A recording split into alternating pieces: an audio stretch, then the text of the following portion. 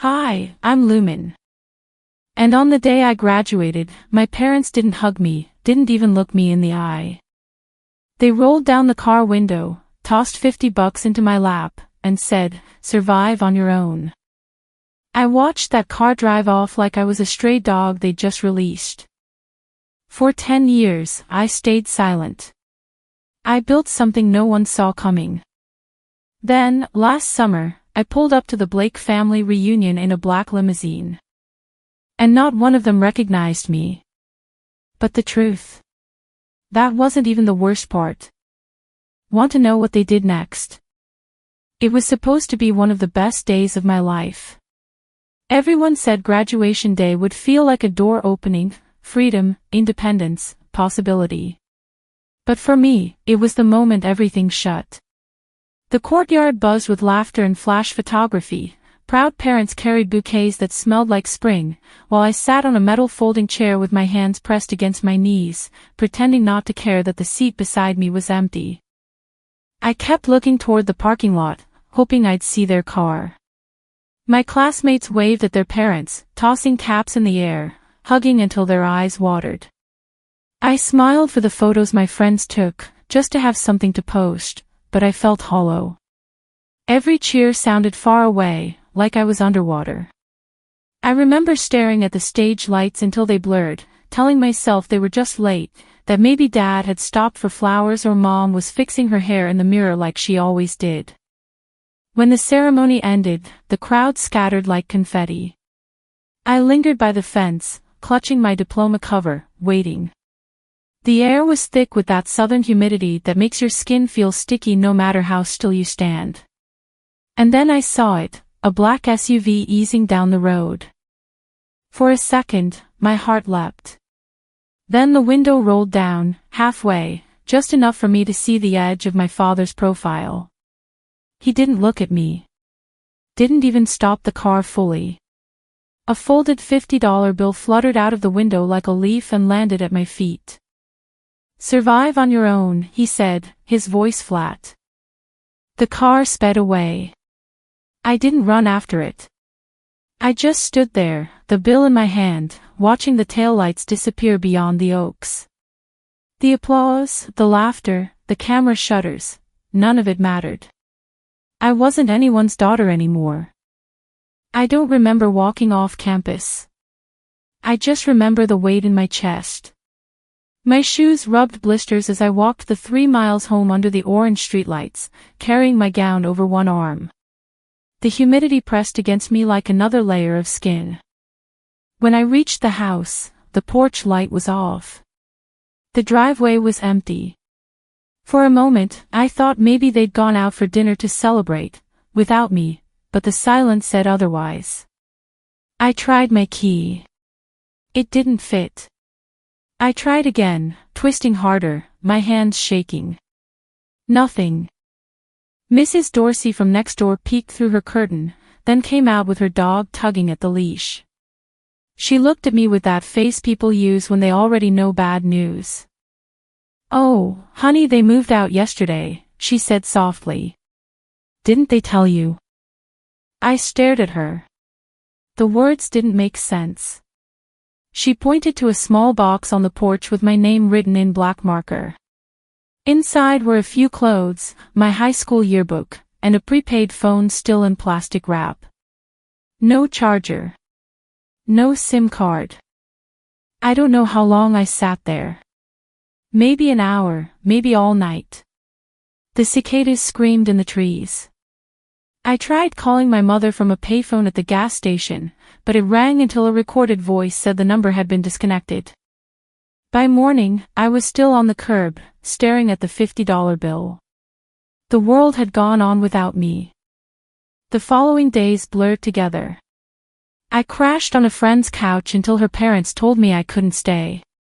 I called cousins, no answer. I emailed an aunt, message bounced back. Then one afternoon, while scrolling through Facebook on a library computer, I saw them. My family. Smiling on a beach in Maui. Family vacation. "So proud of Zinnia, our golden girl," the caption read. My name wasn't there. I stared at that photo for a long time, waiting for the anger to rise. It didn't. Just emptiness. I logged out and threw up in the restroom sink.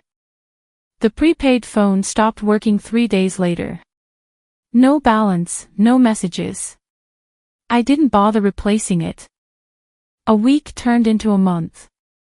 I took a job at a 24-hour diner, grease on my hands, the smell of burnt coffee clinging to my clothes. Customers tipped in quarters, I saved everyone. At night, I slept in the women's shelter across the street. Sometimes I dreamed of my mother brushing my hair, of my father saying, "You're strong, Lumen. You'll do great things."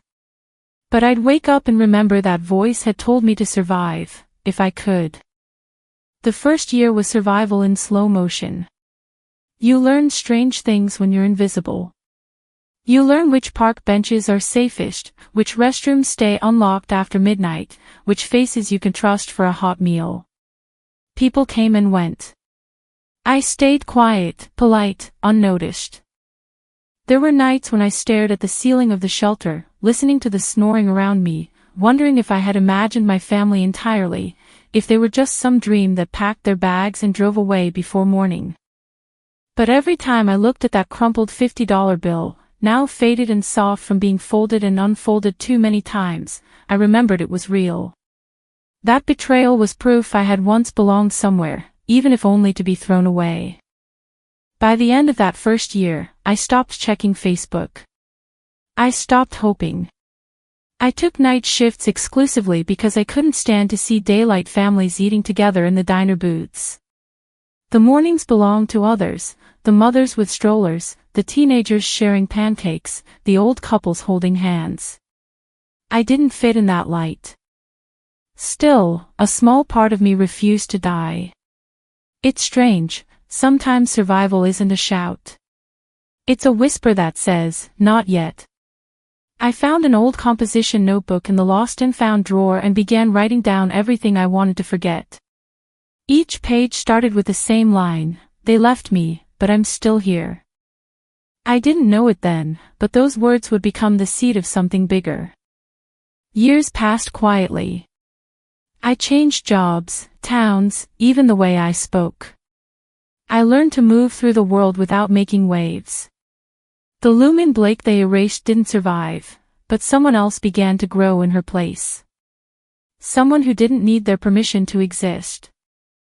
Sometimes, I'd take the bus past neighborhoods that looked like home, windows glowing with family dinners, laughter spilling into the night air. I'd press my forehead against the glass and tell myself, "Keep going." I never told anyone about that day. Not about the car, the money, the way their faces turned away from me as if I were a stranger. It became my private scar, something sacred and untouchable. Then one night, while cleaning tables at closing, I found a crumpled magazine on the floor. On the back page was a photo of a charity gala, the Blake Foundation's 10-year anniversary. My father stood beside Zinnia, both smiling under crystal chandeliers. The caption read, "Blake Family, Building Legacies Together." I stared at that page until the manager told me to clock out. The air outside felt colder than usual. I walked home, the magazine folded in my pocket, and when I reached my small rented room, I took out the $50 bill. I smoothed it against the table, taped it under the wooden drawer, right where I'd see it every morning. That bill wasn't a memory anymore. It was a promise. I still remember the faint crinkle of that old $50 bill every time I opened the drawer. It became less about money and more about memory, a constant whisper reminding me where I came from and what I'd endured. For 10 years, it sat there, pressed flat beneath the wood, as I built a life far from the Blake name. But tonight, I wasn't just remembering. I was returning. The black limousine slowed as we turned into the long driveway lined with magnolia trees. Their petals glowed under soft garden lights, the air thick with the scent of late spring. Through the tinted window, I could already see the laughter, the glitter of sequins, and the illusion of perfection stretching across the Blake estate. 10 years ago, I would have done anything to belong there. Now, I was just a visitor with nothing left to lose. The driver stopped near the marble fountain, its water reflecting the soft gold light strung across the lawn. "We're here, Ms. Blake," he said quietly, not realizing the irony of that name. I adjusted the cuff of my navy suit, the fabric smooth and understated. No brand logo, no sparkle, just quiet confidence. I caught my reflection in the window before stepping out, the same face, but carved sharper by time. The girl they abandoned was gone. The woman who replaced her had learned how to breathe through silence. When I stepped out, conversations paused. Heads turned, the way people instinctively react to wealth, or power, they don't yet recognize. The car itself was enough to make them wonder. I didn't rush. Each step across the gravel felt deliberate, like a test of how much I could bear. The music swelled, violins playing something classical, refined. I remembered how my mother used to hum to those pieces when she still believed in appearances. My stomach tightened, but I kept walking, eyes steady on the estate that had once been my home. Inside the courtyard, the crowd shimmered with money. Champagne glasses caught the light like tiny beacons. A waiter brushed past me with a tray of canapés, offering a polite smile before moving on. No one recognized me. To them, I was just another guest, maybe part of the press or a donor's assistant. "Excuse me," a woman said as she bumped into me, nearly spilling her drink. "Are you with catering?" I looked at her, a familiar face, one of my mother's old friends, her pearls still perfectly in place. "No," I said softly. "Just passing through." She didn't apologize. She didn't even look twice. She just laughed and turned back to her circle of polished people. That's when I saw her, Zinnia. She was standing by the reflecting pool, dressed in a champagne-colored gown that caught every flicker of light. Her laughter was rehearsed, delicate and hollow. A man I didn't recognize held her waist as she whispered something in his ear. Around her, people smiled too wide, as if being near her might rub off success. I stayed still. The distance between us wasn't just space, it was history. She glanced around once, scanning the crowd. Her gaze slid over me without hesitation. No flicker of confusion, no hint of recognition. Just nothing. It was almost impressive, how easily they had forgotten me. I made my way toward the guest board near the entrance. The gold letters gleamed under the lamplight, Blake Family Reunion and Foundation Benefit Dinner. I traced my eyes down the alphabetized list, names of donors, business partners, distant cousins I barely remembered. No lumen. Not a single mention of me. My throat tightened, but I forced a smile. A young event planner standing nearby noticed me lingering. "Ma'am, can I help you find your seat?" she asked, polite and eager. "I don't seem to be on the list," I said, keeping my tone light. She checked her clipboard, scrolling through her tablet. "Maybe you're with one of the catering partners? We have a few extra spots at table 19 reserved for vendor families." I met her eyes. She didn't mean harm. She was just doing her job. "No, that won't be necessary," I replied, straightening my shoulders. "I won't be staying long." I walked away before she could apologize. The laughter carried across the lawn, blending with the sound of the band. My heels clicked softly against the stone path as I wandered along the perimeter. Every step felt like trespassing through someone else's memory. The grand windows were open, revealing rooms I used to sneak through as a child. The scent of old oak and polished silver hit me like a ghost. The tree house was still there, though different. I caught sight of it near the far garden, now repainted white and renamed the Zen Lounge.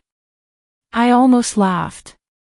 That was where I used to hide whenever Zinnia and her friends wanted to practice being older, sipping cheap wine and mocking my hand-me-down shoes. A breeze drifted through the garden, carrying snippets of conversation. She really rebuilt the foundation after her father retired. Zinnia always was the smart one. Can you believe she's hosting the reunion herself this year? Each sentence felt like a tiny knife, small but sharp enough to remind me that I'd been erased completely. I stopped near the stone wall at the edge of the property and let myself breathe. The lights from the mansion reflected against the surface of the pool, the laughter echoing faintly through the hedges.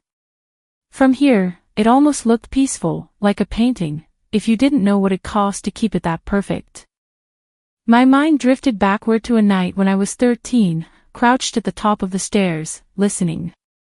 Zinnia had her friends over, and they were talking about me. "She's just a mistake Dad made when he was drunk," she'd said, her voice loud enough to reach me. The girls laughed. My mother didn't correct her. She just sat there, smoking, eyes distant, as if agreeing in silence. That night, I learned that some wounds don't bleed, they just echo. Now, standing in the same place years later, I realized I'd stopped needing them to admit what they did. The truth was louder than any apology could ever be. I brushed invisible dust from my jacket and kept walking, tracing the edges of the estate like I was mapping old scars. Every flower bed had been redesigned, every crack in the pavement sealed. Even the smell of the grass was manicured. It was all too neat, too controlled, like they'd scrubbed away every trace of imperfection, every sign I had ever existed. The string quartet began playing a softer melody as the sun sank behind the trees. I caught sight of my mother for the first time, standing near the terrace railing, smiling faintly as a guest poured her wine. She looked older, but her posture hadn't changed, chin lifted, gaze fixed on something far away, pretending she'd never buried a child in silence. I could have gone up to her. I could have said, "Hi, Mom. It's me." But what would have been the point? She'd built a world where I didn't exist. I wasn't about to break her illusion. Not yet. Instead, I stood at a distance, watching the family that once shared my name, laughing under the golden lights. No one turned. No one whispered. And for the first time, it didn't hurt the same way. It burned cleaner, quieter, like steel being tempered in fire. The night deepened, the crowd shifting toward the dinner tables. The planner I'd spoken to earlier waved politely from across the courtyard, motioning that the program was starting.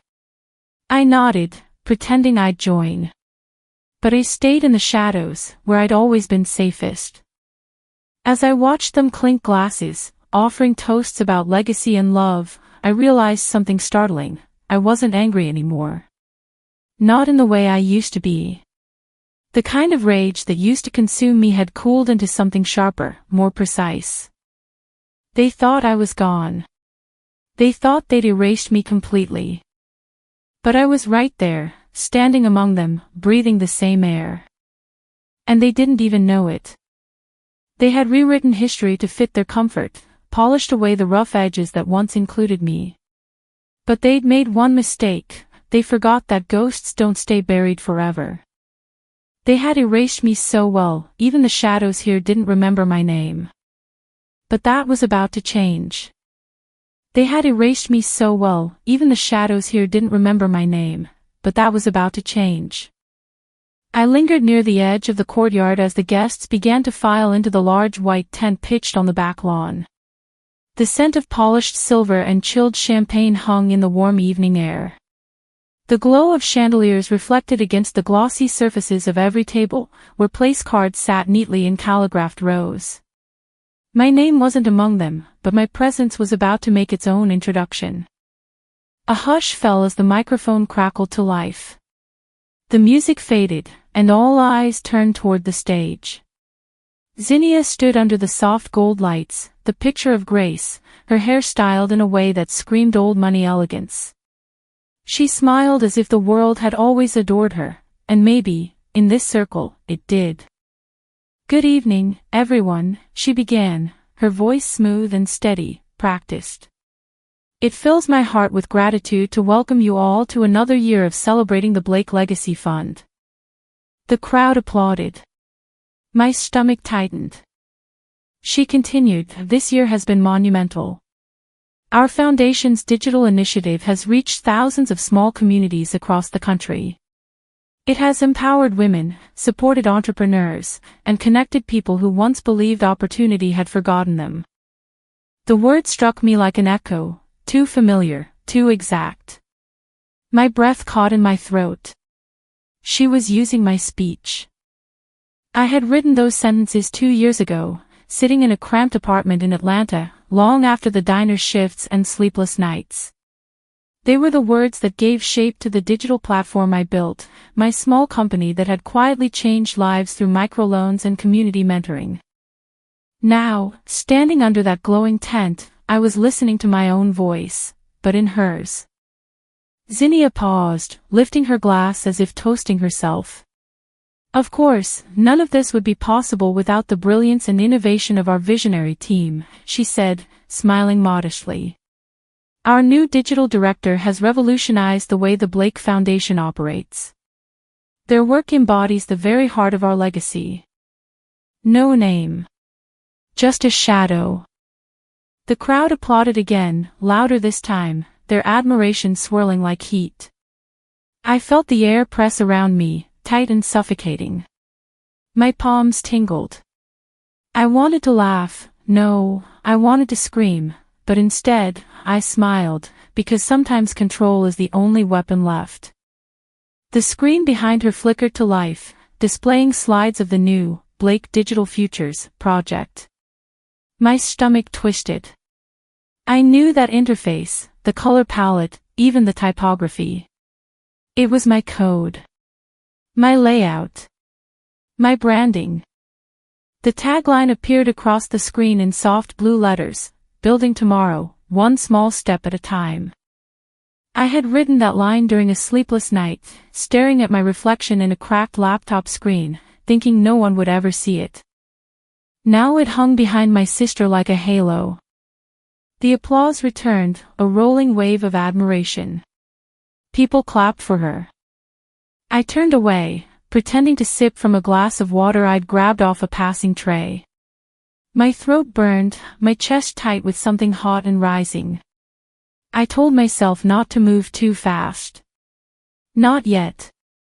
When the speech ended, Zinnia stepped down from the stage, shaking hands and taking photographs. Her smile didn't falter once. She moved through the crowd like a queen among loyal subjects. I walked toward one of the display tables where the foundation's brochures were neatly stacked in gold trays. I picked one up. The glossy cover read, "The Blake Foundation, Redefining Community Impact." Inside were photos of smiling families, charts, and testimonials. My project, the one I'd built under an anonymous LLC, was right there on page 4. The same structure, same metrics, same funding flow. But the creator was listed as Blake Foundation's Digital Futures Division. At the bottom of the page, the director's name appeared in gold font, Zinnia Blake. The paper trembled slightly in my hand. They hadn't just stolen my work. They'd branded it as theirs, twisted my creation into a family heirloom. A waiter stopped near me, offering another glass of champagne. I waved him off, my mind spinning faster than my breath could catch up. I flipped through the brochure again, checking every credit line, every small print citation. There it was, my code signature, embedded in the metadata of the platform. The same timestamp from 2 years ago. They had licensed the entire system from my shell company, probably without ever realizing whose work it was. And now they stood here, taking bows for it. They monetized me, I whispered under my breath. The words tasted bitter.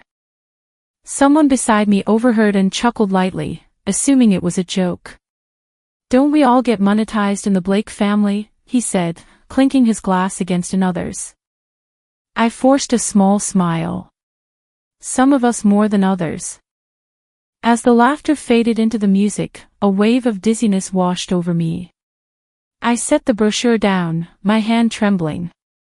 My reflection in the mirrored bar caught my eye, perfectly composed, calm.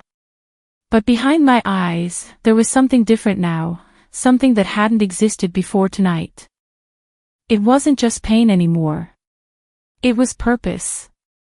My mind jumped back to 2 years earlier. I could still see the small cafe where I pitched my project under a fake business name. I had avoided showing my face, worried they wouldn't take me seriously if they knew who I was, or worse, if they did. I had no idea the interested investors were a front for my family's foundation. They had bought the license outright, attached their name, and built their empire on my anonymity. Zinnia must have realized the connection eventually. She'd always been smart when it came to using people. The memory of her voice echoed in my head, sweet, confident, always with that hint of superiority. You can't build anything real, Lumen. You don't have the discipline. And now she was standing on stage, basking in the glow of what I had built. I looked around the tent. My father was seated near the front, nodding with pride. My mother's hand rested lightly on his arm, her diamond ring catching the light. They looked content, maybe even proud of their perfect daughter. I wondered if they ever thought of me during these moments. Or if they'd truly deleted me from memory. Someone nearby said, "Zinnia's the future of this family." Finally, someone who knows how to use her brain. That one hit harder than I expected. I felt the edges of my smile strain. My nails dug into my palm, grounding me in the moment. When I finally stepped out of the tent, the night air felt cooler. The laughter inside muffled by the thick walls of the event. I stood under the magnolia trees again, the breeze lifting the edge of my jacket. Above me, the stars looked exactly as they had 10 years ago. The difference was, I no longer wished for rescue. I opened the brochure one more time under the soft garden lights, tracing my finger over Zinnia's printed name. Then I folded it once, clean and precise, and slipped it into my clutch. They thought this was the end of my story. That they could erase me, take what I built, and claim it as theirs.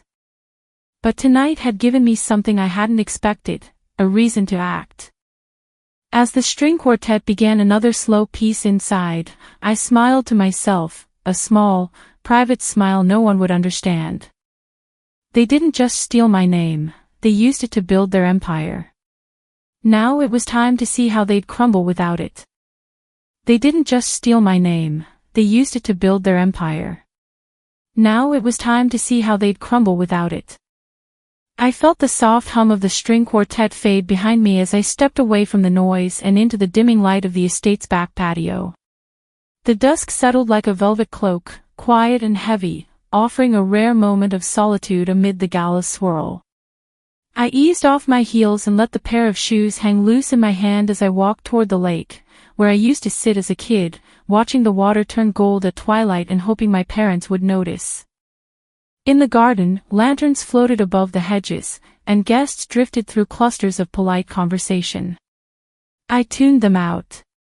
What I heard instead were the silent comments behind lifted eyes, the kind of quiet that belongs to people who think they're above someone else. I stopped near the edge of the water. The surface moved in slow ripples, a mirror of the night sky. I took a breath and remembered how it felt to hunch under that same treehouse when I was 14, head darting up every time a car door slammed or laughter echoed behind the pine boards. That memory hit me, but this time I stood tall. A pearl-clad woman jostled past.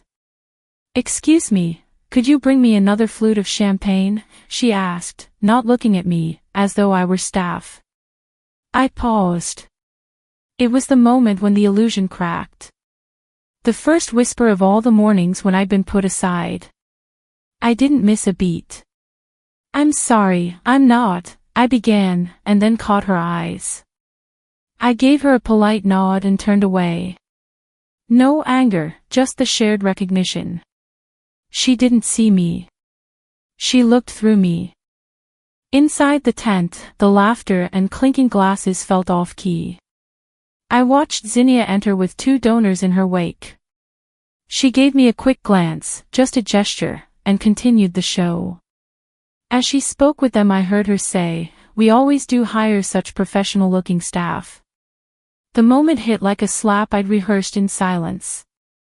Every word carried the weight of what she believed and the justice she never gave me. I didn't respond. Instead I walked. The garden wall offered a narrow trail that led me behind the main seating area. Familiar shrubs flanked the path, and I remembered how I'd once trekked there after a fight with my father, hiding tears no one asked about. Then I was the younger one, marked as secondary, even in my own home. My mother had sat across from me in that same room, cigarette in hand, not speaking. That night I learned I was never more than the helper. Now I was older. Sharper. I carried no tray, no catering apron. I stood in a gown nobody recognized. It was a small detail, but it mattered. Because tonight I didn't want to be invisible. A man wandered up to where I was leaning against the stone railing. "Hey, do you work with the event team often?" he asked. I turned and met his gaze. "No, but I've been around events," I said, tone light. "Nice setup, this lawn ties in elegantly with the manor." I offered the compliment, noticing his eyebrows raise. He smiled awkwardly. "Thanks. I thought you were part of the crew." "That's okay," I replied, voice calm. "I understand." In his mind I was part of the background, someone to ignore. In that moment I realized how they'd always seen me. Not as daughter. Not as creator. Just someone who could be overlooked. I slipped away and approached the lake again. The mansion lights reflected in the water, making everything look polished and framed. I sat on the cold stone and watched ripples distort the lights until they clustered into chaos. I slipped my shoes off fully and let my toes skim the water. The coolness grounded me. I closed my eyes and whispered, "Never again." I thought of the teenage me, who let dinner tables silence her, always staying 2 steps behind, waiting for permission that never came. I remembered the nights I erased my name from my voice because someone told me I wasn't worthy of being heard. But tonight was different. I wasn't asking for permission. I was staking my place. I let the wind carry the words from my lips and into the gathered laughter beyond the trees. My heels were in my hand. My gaze was level. I walked back to the villa, crossing the lawn with purpose, sandals in hand, gown trailing behind me like a flag I'd planted. A guest paused in her conversation and looked at me with curiosity. I said nothing, just held her brief gaze and kept walking. No apology. No hesitation. The look was enough. Her smirk faltered. Behind the windows, Zinnia watched me pass. Her eyes flicked with recognition, late but still. And I smiled slightly, because finally someone had noticed. Inside the tent I found a seat at the back. I could hear the string quartet strike up, "Here Comes the Sun." I felt something twist inside me, not hope, exactly, but a seed of something firm. Quiet. Unshakable. In that moment the line was drawn, would not be the placeholder daughter. I would not be the footnote in their world. I would be the headline in mine. And when they realized the mistake they'd made, would be long gone. They wanted me invisible, until they needed something. But I had something they needed now and I wasn't giving it for free. The music had softened by the time we were ushered back into the main hall. The air inside was cooler, thick with perfume and whispers, that distinct scent of expensive champagne and shallow affection. The lights dimmed slowly, and all around me, people began to hush. A projection screen unfolded from the ceiling, the logo of the Blake Legacy tribute glowing faintly across it. I found a seat in the last row, behind a marble column. It was the perfect place to see everything without being seen. Zinnia took the microphone again, her voice wrapped in sugar. Before dinner, we'd like to share something very special, our family's journey. 3 generations of dedication, resilience, and love. The Blake legacy. She emphasized that last word like it was sacred scripture. The screen flickered to life. The first clip showed my grandfather on a sailboat, wind in his hair, smiling proudly at the camera. Then came my parents, dancing at a charity gala, glamorous and invincible. My pulse quickened when the footage shifted to old home videos. There was one, a Christmas morning in our old house. I remembered it instantly. I'd been 7, holding a glittery ornament too big for my small hand. The video played for maybe 1 second before it jumped. Abruptly, it cut to Zinnia's ballet recital. The audience cooed and clapped at the sight of her in a pink tutu. My jaw tightened. The clips rolled on: Zinnia's college graduation, my father's business award, my mother's charity luncheon. But nowhere was my name. The final montage appeared, listing family contributors. My heart sank as each name scrolled across the screen: Blake Sr., Marianne Blake, Zinnia Blake, and then it ended. That was it. Not even a mention of the daughter who had vanished. The crowd applauded. I sat still, every muscle in my face frozen into a polite smile. My hands folded neatly on my lap, nails biting into skin. The lights rose again, revealing people dabbing eyes, whispering praise. "Beautiful, wasn't it?" said a woman beside me, tears in her eyes. "Perfect," I murmured. It was a strange thing, watching yourself be erased in real time. Like dying twice, once when they left you, and again when they pretend you never existed. As soon as the clapping died down, I stood and walked quietly toward the exit, keeping to the shadows. My heels clicked softly against the marble, the sound almost too steady for what I felt inside. Outside, the air was cooler, scented with jasmine and night-blooming flowers. I leaned against the stone railing, breathing deep until my heartbeat slowed. That's when I saw it, a small wooden box under one of the tables by the catering setup. The handwriting on the label stopped me cold. It was my grandmother's. My knees weakened as I crouched down. The box was old, the kind she used for her letters, mahogany with tiny brass corners.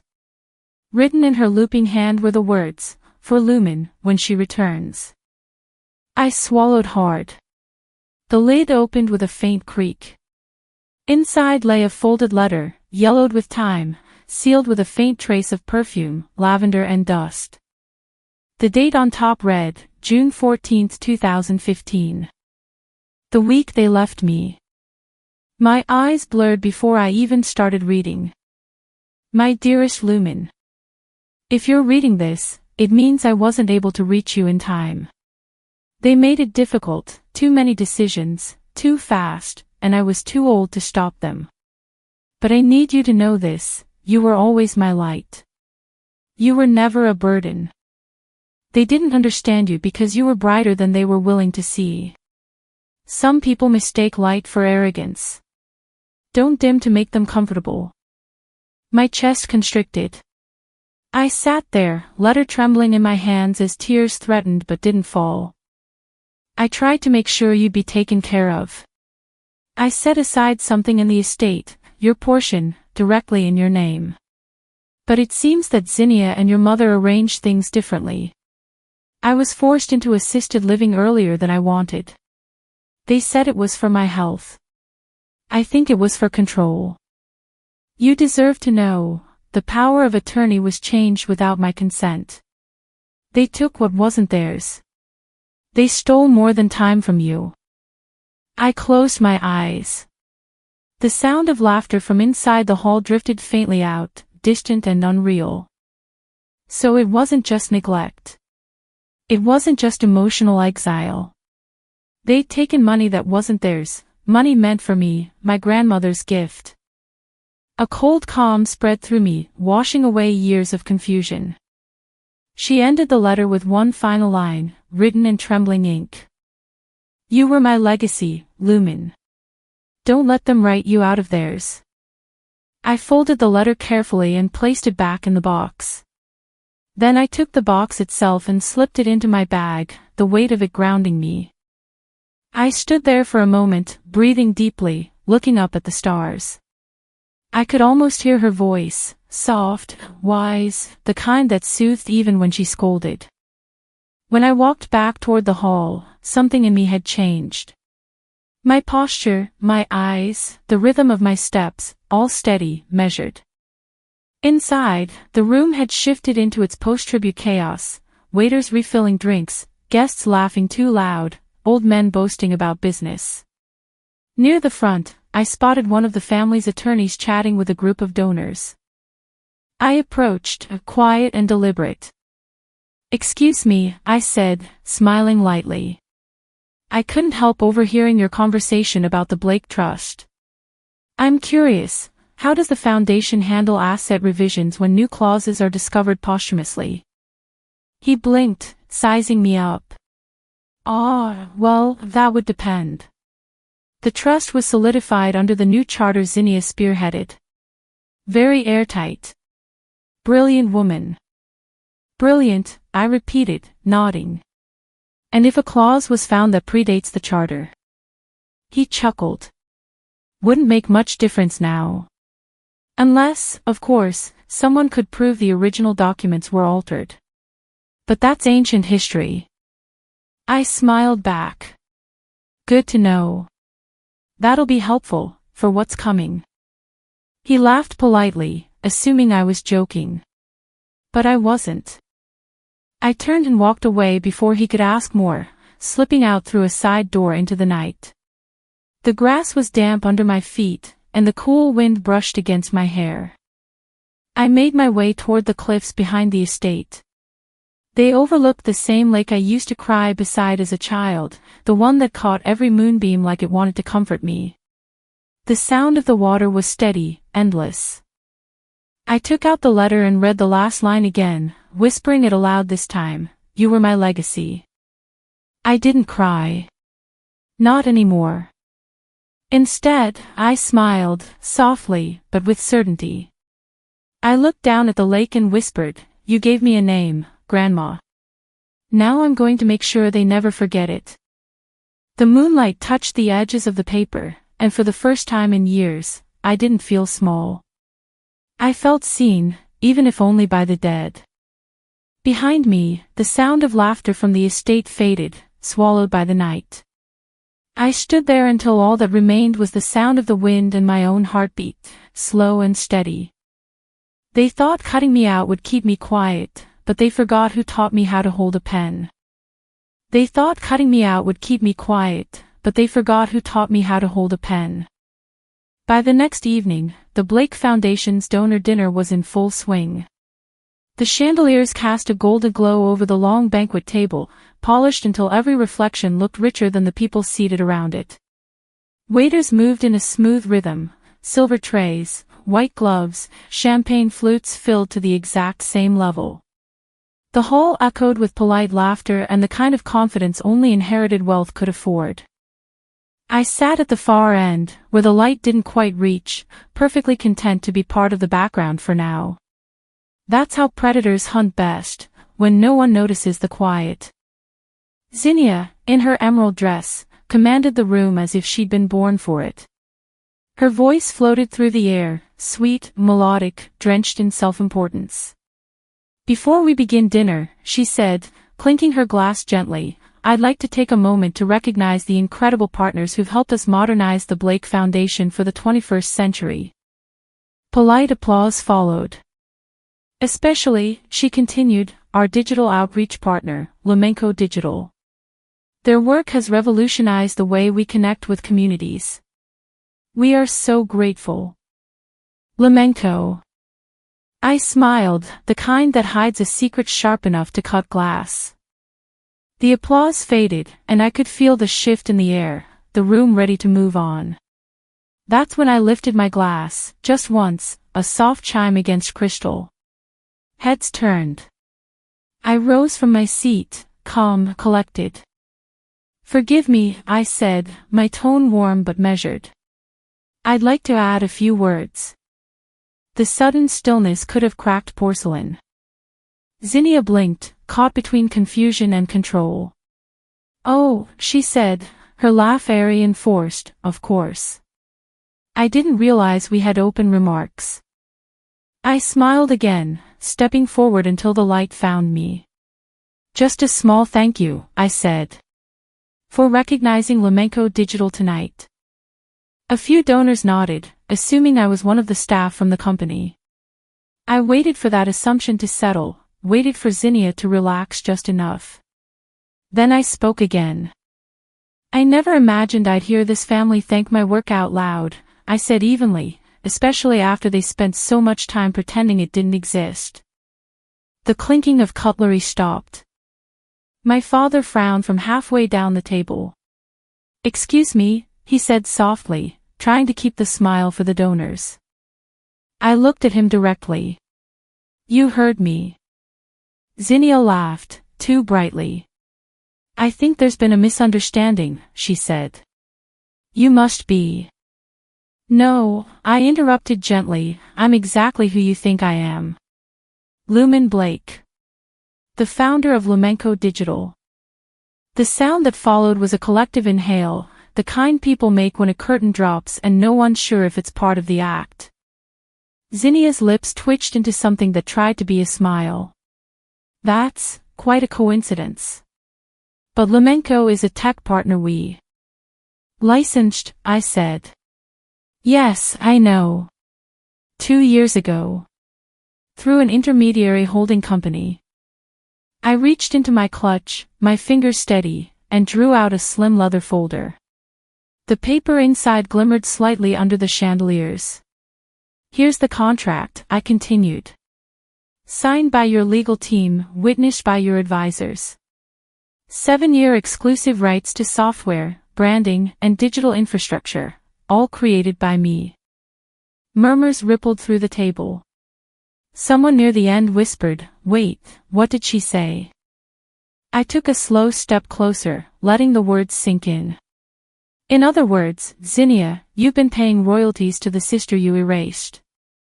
Zinnia's mask cracked just a little, the kind of break only visible to someone who knew her too well. Her hand tightened around her champagne stem. That's absurd, she said, voice trembling slightly beneath the performance.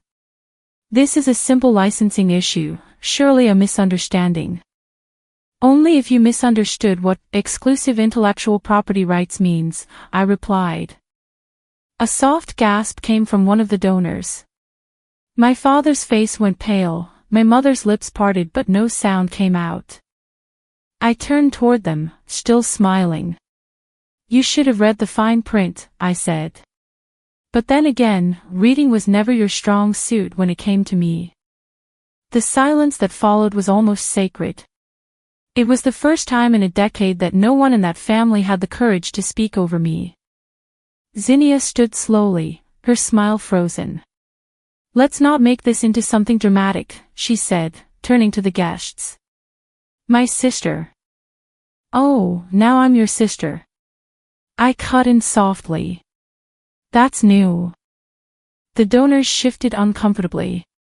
One of them whispered to another, she's the sister. The one who, the rest of the sentence faded, replaced by the clinking of nervous silverware. I looked straight at Zinnia. You built an empire on my back and called it yours. You didn't just take the credit, you turned my work into your family's legacy. But tonight, I'm taking it back. A woman across the table cleared her throat. Miss Blake, surely this can be settled privately. Privately. I repeated, my voice low but clear. They made my disappearance public. This is just balance. The air felt electric. Zinnia's fingers trembled as she placed her glass down. She looked around, her poise faltering. You're exaggerating. You don't understand how business works. I tilted my head. Oh, I understand perfectly. That's why I incorporated Limenco as a trust, one that pays dividends directly to its founder. You might want to check where your donations have been going. Every time this foundation uses its digital outreach, every public campaign, every microloan process through my code, I get paid." Her eyes widened. "So you see," I said, "I don't need to crash your legacy. I already own part of it." The donors looked at each other, unsure whether to applaud or pretend they hadn't heard. My father whispered something harsh to Zinnia, who stared down at her plate. I slid the folder toward her across the table. "Since we're family," I said, voice smooth, "I waived the penalty clause. For now." Zinnia didn't reach for it. "You're welcome," I added quietly. Then I turned, gathering my clutch, and walked toward the exit. The sound of whispers followed me, scattered, confused, some even admiring. I caught a reflection of myself in one of the mirrors, calm, composed, unbroken. As I reached the doorway, my father's voice rose behind me. "Lumen, wait. We can talk." I paused just long enough to glance over my shoulder. "You had 10 years to talk," I said softly. "You chose silence." The doors closed behind me, muffling the chaos that erupted seconds later. I walked down the marble steps into the night air, the sound of crickets rising to meet me. I didn't come to embarrass them, but I wasn't going to let them keep feasting on what they never earned. I opened the blinds to sunlight flickering across my phone screen, 17 missed calls, 32 unread texts. The glow of the morning caught the reflection of the city outside my window, a reminder that I was now living life on my own terms. Instead of the Blake estate, I watched Savannah's pastel row houses across the street. Instead of my old name, I answered to my own voice. I swiped through a family group chat I'd never joined. My photo was there, clear. Bold caption, "Threat to our name." They flashed the image of me standing at the donor dinner, calm, composed, and so they tried to pin the narrative. A popular PR blog had run an anonymous op-ed, "The Blake Scandal You Didn't See Coming." The article claimed I'd attempted to blackmail the foundation, received mental health treatment, lack of gratitude toward family virtues. Comments poured in fast. "What a shame when someone betrays their own kin." My fingers hovered over the screen. Anger momentarily rolled through me like a wave, but instead of breaking, it sank into the deep. I closed the laptop, sipped my coffee, and let myself breathe. This was their move, they'd gone public. But the game was still mine. I dressed carefully for the day, not corporate, not flashy, just crisp enough for a lunch scheduled with my journalist friend, Ryan Benson. At the cafe, I slipped into a booth near the window. Ryan tapped his laptop, he already had the op-ed open. "Interesting take," he said, eyes sharp. "They're painting you as the unstable daughter. It's an all-out assault." I leaned back. They want to redirect the story. Make it about me being the problem rather than their theft. Ryan nodded. "You've got receipts though. Enough to follow this back to their tax filings if we dig." I smiled quietly. "Good. Because this isn't about retribution. It's about correction of the record." Later that afternoon I walked through a suburb of Charleston, neighborhoods with white picket fences and kids riding bikes. I watched a little girl wobble down the sidewalk and grin when her dog barked. For a second, I saw the younger me, the girl who waited for approval, who collapsed inside when the approval never came. And I realized, I might have grown up in a world that ignored me, but I wouldn't ignore what I'd become. Soon after I returned to my workspace, a modest studio on the third floor of my rental, where boxes of evidence were stacked neatly, contracts, code logs, screenshots, timestamps. I opened the folder I'd slipped from the dinner table, detailed breakdowns of licensing agreements, the digital audit trail, and correspondence showing how the foundation had licensed my company without credit. I printed emails where Zinnia referred to the digital partner as part of the Blake legacy rather than the actual creator. That evening, as dusk settled and the cicadas hummed outside, I sat on my balcony overlooking moss-draped oak trees. The air smelled of salt and magnolia. My phone buzzed, more articles, more speculation. They'd posted a photo album of the latest reunion. I was nowhere to be seen. Every childhood image, cropped. Every mention of daughter turned into cousin. A donor commented, "Wasn't there another daughter?" The response, "Nope, she was a cousin who passed away." The emptiness crept up to my spine, not that I wasn't there, but that they told the world I never existed. For a moment I felt vulnerable, exposed, but then I closed the screen and let a steady calm replace it. The story had shifted.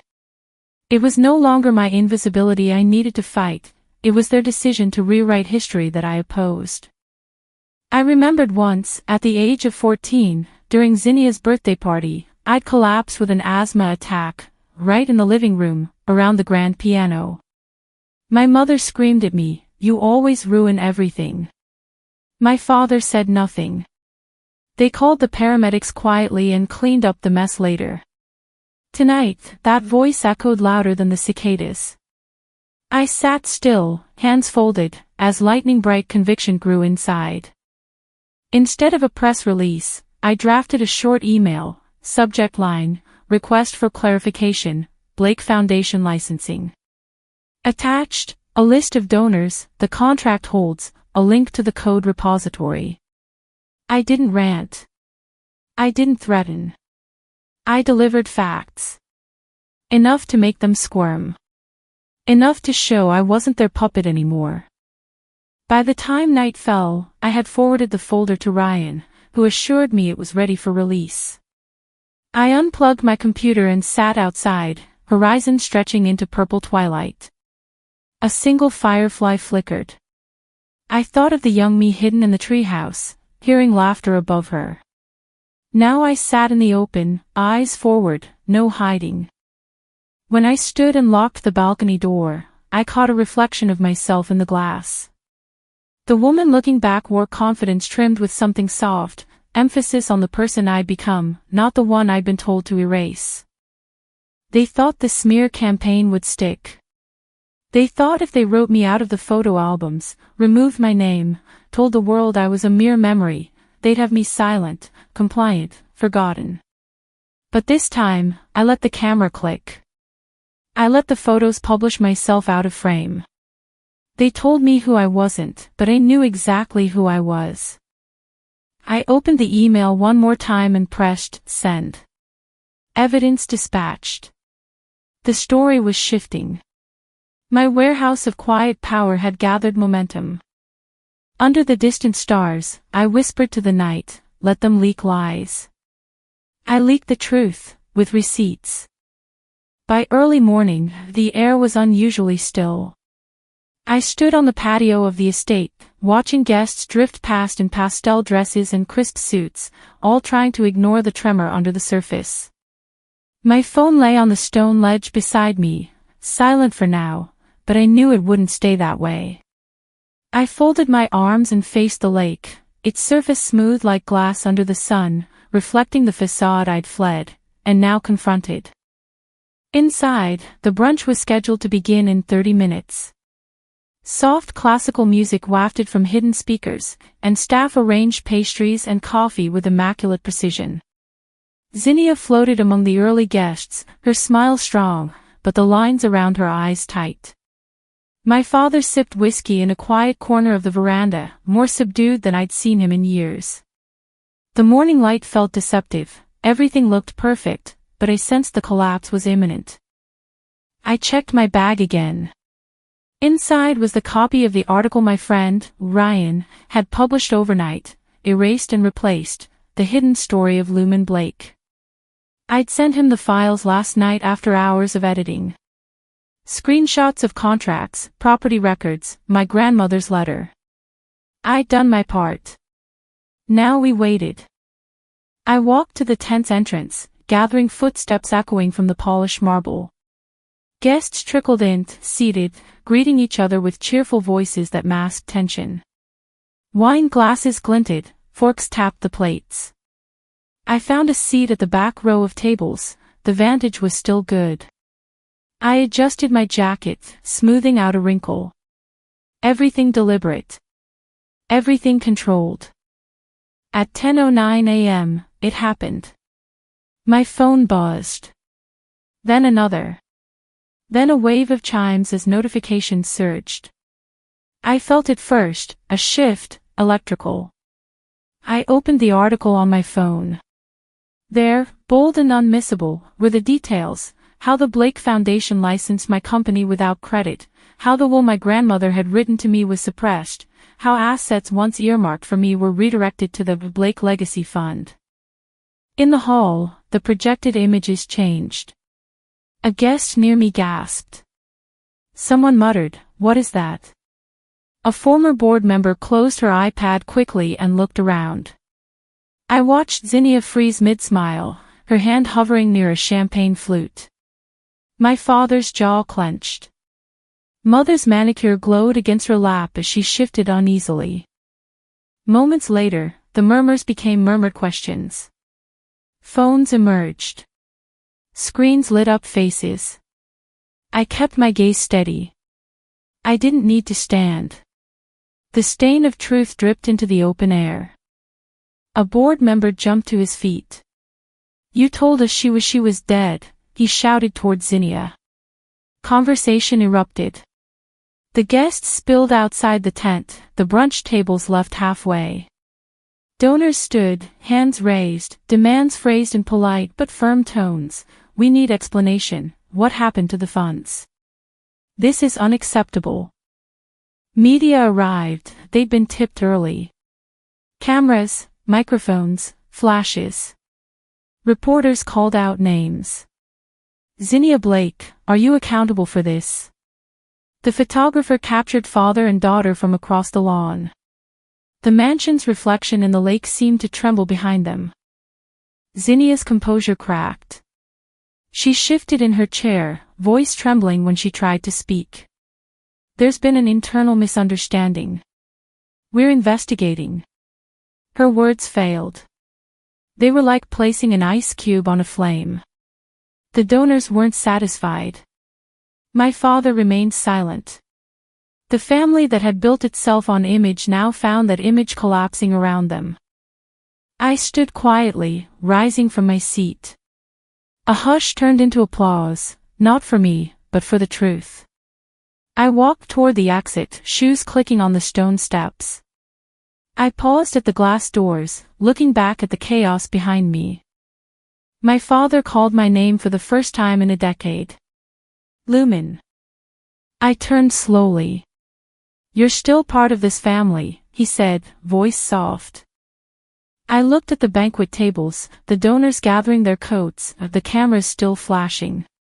I let the words linger in the air. "No," I replied, calm but firm. "I built a name you can't tarnish anymore. That's my family now." Then I walked away, leaving the mansion, the balloons, the legacy that had tried to erase me.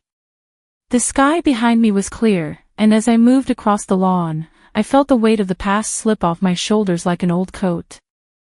A memory rose then, a letter I wrote at 16, tucked away in a box beneath the bed. "I will create something from nothing." I paused at the edge of the lily pond and reread it quietly in my mind. The dream I buried was alive, stronger than their monuments. The blue sky stretched above the estate and beyond. The crowd behind me remained focused on damage control. I ventured into freedom. The brunch still covered with plates. The old waiters still moving. But I was no longer waiting. I was walking. And as I stepped down the path toward a future I chose, I realized, they tried to erase me. But now they can't tell my story without saying my name. They tried to erase me. But now they can't tell my story without saying my name. When I first stood in the cafe bookstore above the old district of Savannah, Georgia, I had no grand expectations. The rent was modest, the wooden floorboards creaked as I climbed them with my coffee mug in hand, and the shelves were stacked with secondhand paperbacks mingled with new releases. It was tranquil, and that was precisely the point. I'd wanted a place where no one knew my last name, where daughter of Blake carried no weight and creator of Lamenco meant nothing. I could just be Lumen. I set my laptop on the small round table by the rain-spattered window and watched the dusk light flicker across the cafe roof. The lamps inside glowed warmly, and an elderly man in a flat cap browsed the history section nearby. He glanced up, smiled, returned to his book. A little moment of ordinary life. I leaned back and let a gentle pride settle in my chest. I was here, alive in the quiet after the storm. 3 months had passed since the collapse of the donor dinner. Legal inquiries were in motion. Zinnia's brand was fractured. My grandmother's letter was framed and hung above my desk at home, its lines always visible. You were always the brightest one. Just not their kind of bright. Every word now felt like a reward. She'd believed in me when none of the Blakes did.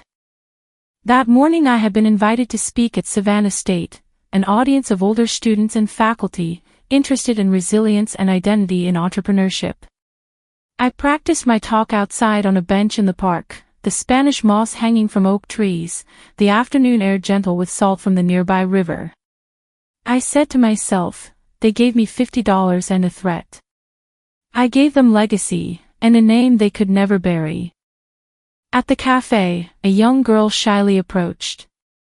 She held a notebook and said, "Excuse me, are you Miss Blake? The woman who built something without them, right?" I smiled. "Yes," I said. "I built it, for me." She handed me her notebook and asked if I'd sign it. I wrote, "Written by Lumen Blake." My own name, uncluttered by family history or expectation. She watched me write and murmured, "That's amazing." I told her that the amazing part was learning I didn't need to borrow someone else's story.